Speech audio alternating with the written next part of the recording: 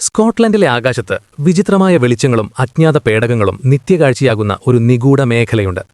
ലോകത്തിലെ ഏറ്റവും വലിയ UFO ഹോട്ട്സ്പോട്ടുകളിലൊന്നായ ഫാൽക്കിർക്ക് ട്രയാങ്കിൾ. സത്യങ്ങൾ വെളിപ്പെടുത്തുന്നതിന് മുമ്പ് ഒരു ചെറിയ കാര്യം.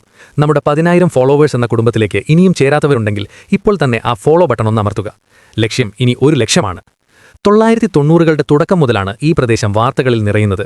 ബോണി ബ്രിഡ്ജ് എന്ന ചെറിയ ഗ്രാമത്തിന് മുകളിലൂടെ പറക്കുന്ന ലോഹനിർമ്മിതമായ വലിയ പേടകങ്ങളും അവിശ്വസനീയമായ വേഗതയിൽ സഞ്ചരിക്കുന്ന പ്രകാശഗോളങ്ങളും ആയിരക്കണക്കിന് ആളുകൾ നേരിട്ട് സാക്ഷ്യപ്പെടുത്തിയിട്ടുണ്ട്.